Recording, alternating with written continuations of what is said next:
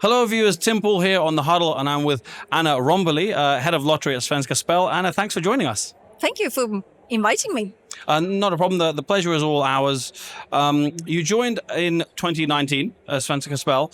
Can you talk us through your career so far with the company? And given that there's maybe a few stages there's pre-pandemic, then obviously the pandemic was very different, and kind of everything that's come since.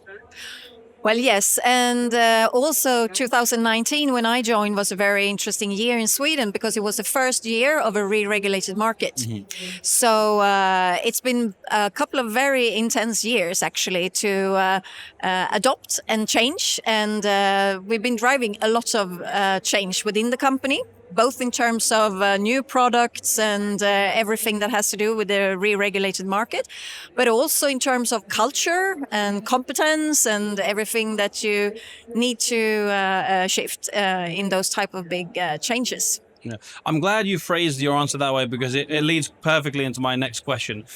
Given, you mentioned the re-regulation, but there's also been, you've been under kind of Anna Johnson's leadership as CEO for a couple of years now.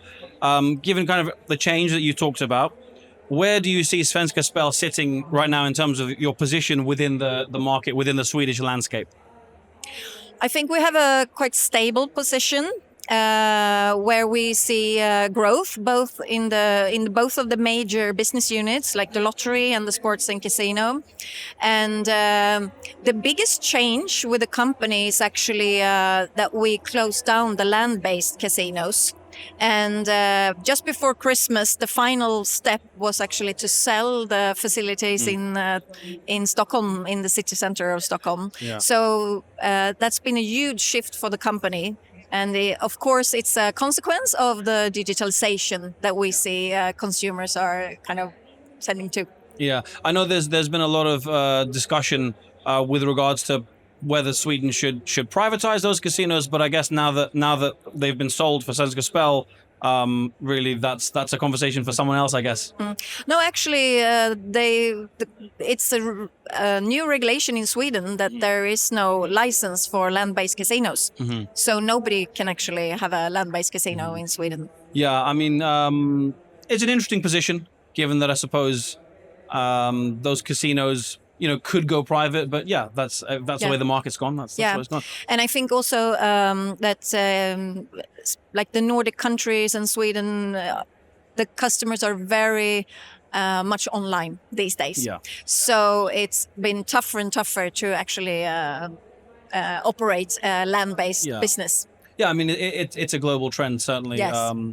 Svenska Spel put forward some potential policy suggestions earlier in the year. I'm wondering if you could maybe walk me through some of them and walk me through kind of Svenska Spel's stance on exactly which policies, why they might be effective. Yeah, and I guess you were, one of the suggestions that been talked about quite many years actually in Sweden is the risk classification of games.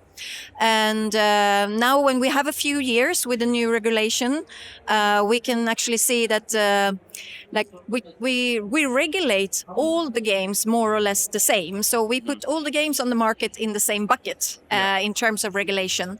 And what we are suggesting is actually to have more kind of targeted regulatory measures that is adjusted to the risk, because all research actually shows that there is a big risk, difference in risk if you look at, for example, lottery games and also some of the sports games, and then versus the online casino games, for example, that has the highest risk. So it would really benefit both the customers, but I think also the industry in general to have a more risk-based regulation. Yeah. I mean, that is a discussion that's been had, as you say, over a few years in the industry.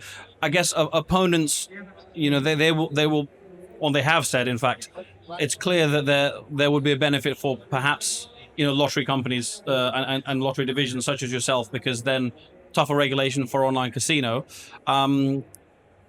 To be honest, I'm not even sure there's a question there, because that's just me stating that that's the opposite side of the argument, I guess, that the regulation would be lower for lottery and then higher for online casino. Well, It depends a little bit. I think customers, if you look at it from a customer perspective, it's also even more work for them to become a customer of any online gaming company. And I think there are some upsides even for the online casino industry if it's easier. There are some sports games, for example, that have a lower risk profile, and it's easier then maybe to start playing with some of the operators as well. So it isn't necessarily a bad thing, even for online casinos. Industry-wide, and this might almost go slightly against the idea we're discussing of a separation of lottery and casino. There have been a few high-profile mergers between online casino companies and lottery companies in terms of Allwyn have done this, Flutter and Sisal in Italy, not in Sweden, but generally across Europe. Perhaps if we put the risk element aside, are we seeing maybe a blurring of the lines between who delivers lottery and casino, in that a lot of the time now they're becoming the same companies? Yeah, I definitely see this trend as well. And I think it's really, really interesting. And you can almost say that I guess the lottery industry is a few years behind the online industry or the casino industry when it comes to those types of consolidations. So I think we're having a few very interesting years ahead of us, even in the lottery industry. Yeah, I wanted to ask about AI, and I'm actually reading a book on AI at the moment. But there's everyone's discussing it. In terms of, I guess, a practical use, how much has it impacted your work, especially in the lottery division?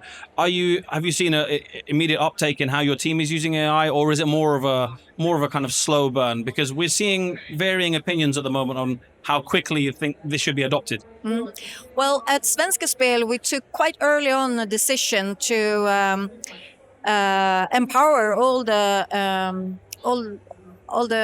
staff with AI tools, and also encourage them to learn and try and test. So today we have quite a broad uptake, actually, in lots of different areas of AI. So we use it for, of course, product development, in marketing, taking decisions better, and also in responsible gaming tools, where we actually been using it for very many years. So I would say it's not a big difference for the lottery sector from the other online sector. Okay, so that's interesting to hear. But in terms of, say, the last year, have you seen a difference internally? Has it increased a huge amount, or is it more what you've alluded to, that actually you've been using AI for a few years and the volume hasn't really changed? I think we're increasing it almost like week by week or month by month, and we find new opportunities and develop things. So it's a kind of fast uptake. Yeah. In the year ahead, what kind of roadmap are we looking for Svenska Spel from the lottery side? In terms of maybe how you use technology and AI, but in general as well, products, games, that kind of thing. Well, we have a very strong brands and work constantly to try to kind of always develop the experiences and improve our products. For example, we did a major relaunch of our old Lotto product. It has 45 years on the market, and that has been very successful. And then we had a quite big launch last year with a new product called Lyckoplatsen, which is in English like your happy place. It's a geo-based lottery game. And we will continue to kind of establish that on the market and keep growing that product. So, but it's like an ongoing work to really enhance the customer experiences. And we see that we have almost 4 million customers in total at Svenska Spel. Yeah. And we see that our customer base is growing, and they like what we do. So we will keep doing that. Yeah, absolutely.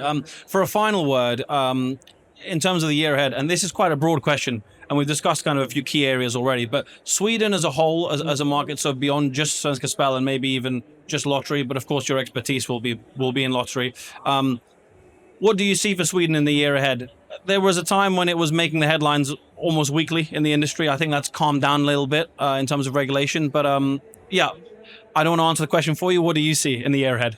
Well, what we have seen that I think will continue is a slowdown on growth in general for the gaming industry in Sweden. Is highly competitive, and there are challenges to find growth in the Swedish market. But I would say the main topic that's being discussed is the unlicensed gaming, and how to put a stop to that, and to kind of really keep the trust within the licensed system. And there are steps being taken, and we hope to see some of them really go live during the year. Absolutely. I'm hoping for some practical steps, because the black market, the illegal market, is something we discuss, well, at every conference, at every trade show. But what I'm personally hoping for is, as you say, some steps are being made, that there's some practical policies in place that can actually impact those without a license. Yeah, and we have suggestions now, and we hope that they will actually come into force during this year from the regulator perspective. Well, Anna, thank you very much for your time. Best of luck with everything. It's a fast-moving industry we're in. It's not an easy job, but I hope you achieve everything you're looking for in 2026. Yeah, thank you so much, and thank you for having me.